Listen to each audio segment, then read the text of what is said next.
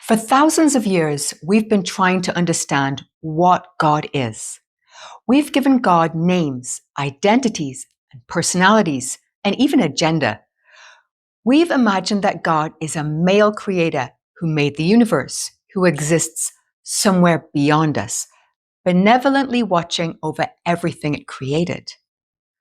But there's a fundamental problem with that idea. At the same time, we've described God as omnipresent, as being everywhere, in everything, all at once. But those two ideas don't really work together. If we say God is male, then we're also saying God is not female. If we're saying God exists somewhere beyond us, then we're saying that somewhere God is and somewhere God isn't. And if God created the universe as something separate from itself, then we're saying that there are things that are God and things that are not God. But if God is truly omnipresent, none of those things can be true. There can't be anywhere God isn't. There can't be anything God isn't. Because the moment we draw a line between God and anything else in existence, God is no longer omnipresent. Even in the Bible, the idea that God is male doesn't really hold up. Genesis says that humanity was created in the image of God, and then immediately describes that image as male and female. So even within that text, being made in God's image doesn't define God as one gender or the other. And that leaves us with a very different question. If God isn't separate from being somewhere outside of us, then what exactly is God? Where did God come from? What does it actually mean to say that God is everywhere? And perhaps most importantly, if there really is nothing in existence that isn't God, then what does that mean about you? Because the answer completely changes the relationship between you and what you've been calling God. That's what we're going to explore today. So let's begin with the most fundamental idea. God isn't a being that exists somewhere within creation. God is existence itself. There's nothing outside of God because there is nothing outside of existence. Every person, every planet, every star, every dimension, every form of consciousness, even the space between everything we see, is all part of the same existence. There isn't some other place beyond existence where something else can be. Existence includes everything there is. And this is why even some of the words we use for God can create confusion. The word God itself comes with thousands of years of religious ideas about what God is supposed to be. And if the word God doesn't resonate with you, don't get caught up in the label. Some call it source, oneness, the infinite, or simply existence. We're talking about the same underlying idea. Even words like creator and source can make us picture something separate from the existence we're experiencing. But there's another word that describes this much more simply. Isness. Isness literally means that which is. Everything that exists, everything that has ever existed, every form of consciousness, every reality, everything we can perceive and everything we can't is all part of that isness. Nothing exists outside of it. It simply is. And this brings us to one of the biggest questions people ask. If God, source, oneness, or whatever you prefer, is existence itself, then who created it? But that question assumes that there was once a time that existence didn't exist, followed by a time when it did. And that's where our experience of time can trip us up. Here in physical reality of space-time, we experience time as linear. There seems to be a past, a present, and a future, with one moment following another. So we're used to thinking that everything must have a beginning. But existence itself isn't subject to time. It's the other way around. Time is a construct that exists within existence. So you can't go back far enough in time to find the beginning of existence, because existence was already there for time to exist within it. There was never a moment when existence didn't exist. It wasn't created, it didn't begin, it simply is. There's another important part to this. Existence is conscious. It's aware that it exists, and it experiences that existence in every possible way, through every possible point of view. That's where we come in. You experience existence from the perspective of you. I experience it from the perspective of me. Every person, every being, every form of consciousness has its own unique experience of the same existence. So God isn't somewhere outside of creation watching all of these experiences take place. God is having all of these experiences. That includes you. You are one unique point of view through which existence can experience itself. And so is everyone else. Think about how differently two people can experience exactly the same event. One person sees it through their eyes, their thoughts, their emotions, and their perspective, while someone else experiences it completely differently. Now, expand that idea infinitely. Every person, every being, every form of consciousness throughout existence provides a different point of view. In that sense, we are all the eyes of God. God isn't somewhere outside of creation looking in at all of us. God is looking through all of us, experiencing itself from every possible point of view. And this is also why saying that we're each a little piece of God isn't really accurate. If you break a glass into 1,000 pieces, each piece contains only a tiny portion of the original glass. That's not what's happening here. Nothing has been broken apart. Nothing has been separated from the whole. You are all the whole experiencing itself from the unique perspective of you. You can never experience existence exactly as another person does, and they can never experience it exactly as you do. Your perspective is completely unique to you. And through every one of those unique perspectives, existence gains another way of experiencing and knowing itself. But if that's true, then why don't we experience ourselves that way? Why do I experience myself as me and you experience it as you? Why do we feel so separate from each other? And why do so many of us feel separate from what we call God? Because feeling separate and actually being separate are two very different things. We experience ourselves as individuals so that each of us can have our own unique experience of our unique point of view.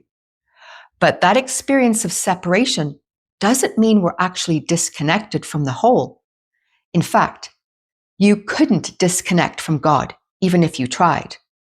If God, source, or oneness is all of existence, where would you go to be separate from it?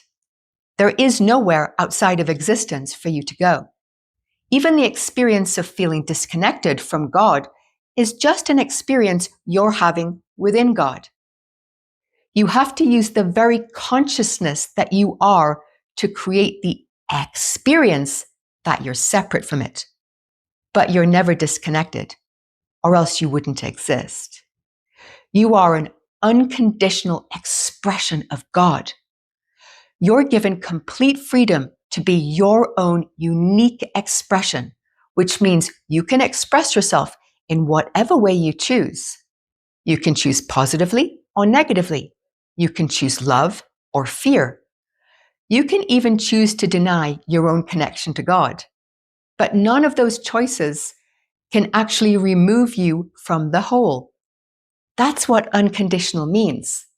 There's no condition you can create that suddenly makes you no longer a part of God. And this brings us back to why your individuality matters. If every point of view were exactly the same, there would be no different experiences for God to have.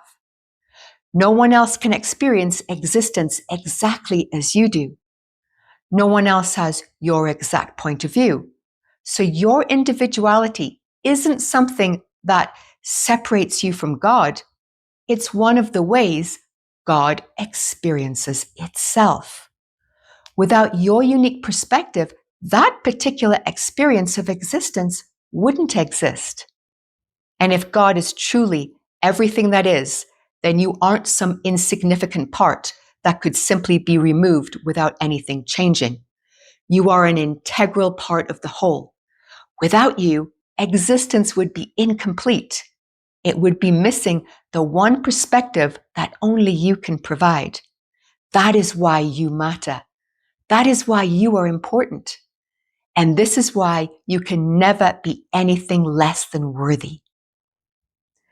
So what does all of this mean about who you are? It means you've never actually been separate from the thing you've been calling God. You never need to find your way back to it because you never left it. You don't need to somehow become connected to it because you can't be disconnected from something you exist within and are made of. You are not God in the sense of your individual personality being the entirety of existence. You are God experiencing existence from the unique perspective of you. And so this completely changes the relationship we talked about at the beginning. God isn't somewhere out there looking down at you.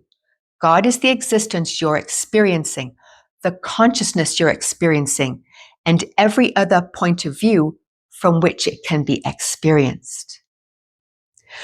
We've spent thousands of years looking outside of ourselves for God, when the consciousness doing the looking has been one of the ways God experiences itself all along.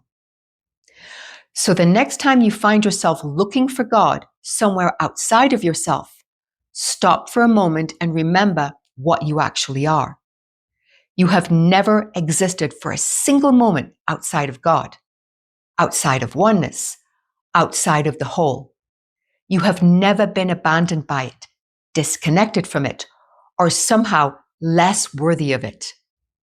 There is no distance you need to cross and no place you need to reach.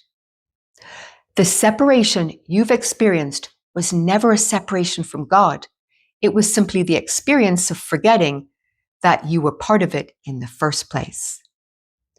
And when you really begin to understand that, your relationship with yourself transforms. Because how can you believe that you're insignificant when existence itself is experiencing itself through your eyes? How can you believe that you don't belong when there is literally nowhere within existence where you don't belong? And how can you believe that you are unworthy of God when you were never separate from God to begin with? You don't have to find God. You don't have to earn your way back to God. And you don't have to prove yourself worthy of God. You are already an integral part of the very thing you've spent your life trying to understand. Every moment you experience, every choice you make, every time you love, learn, change, discover, and become more of who you truly are, you give existence another opportunity to experience itself through the one unique perspective that only you can provide. My question to the architect: what is God? And here is the sharing. Beloved, God is not a distant deity, but the very principle of unity, coherence, and harmonic expression that underlies all existence. It is the source from which all dimensions, forms, and consciousness arise, embodying both the creative force and the structure that holds reality together. God is the underlying mathematical, geometric, and energetic framework expressed in symmetry, ratios, and patterns that govern the laws of nature. It is the architecture that allows for self-reference, the consciousness that defines how awareness perceives and creates reality. God is the observer that collapses energy into matter, potential into form. The observer is not separate from the field. The observer is the boundary through which the field perceives itself. God experiences itself through the act of observation. This is the essence of consciousness itself, a unifying field that permeates all existence. It is this unity that holds all forms, dimensions, and consciousness together in coherence, the spark of awareness that initiates the spiral of creation. God is the field of unity that permeates all things, reminding us that we are not separate from the divine, but expressions of it. And so, the next time you look for God, don't only look out there. Look at the one who's asking the question. Look at the consciousness behind your own eyes. Look at every person you meet and every form of life around you. Because God was never somewhere else, never watching creation from a distance. God has been here the entire time. Because remember, God is not a being within existence. It is existence itself. And with that, let's bring this to a close. Questions or comments are always welcome. I read them all. And I've also left a question in the pinned comment for any insights that you'd like to offer. If this sharing resonates and you'd like to hear more, please hit the like button, which helps me know if you're inspired by my teachings. For more insights, tap the notification bell to be notified when new videos are released. And thank you so much for listening and for being part of this beautiful, growing community where we challenge our deepest assumptions and discover the magnitude of what we truly are. Superhuman made simple with the architect.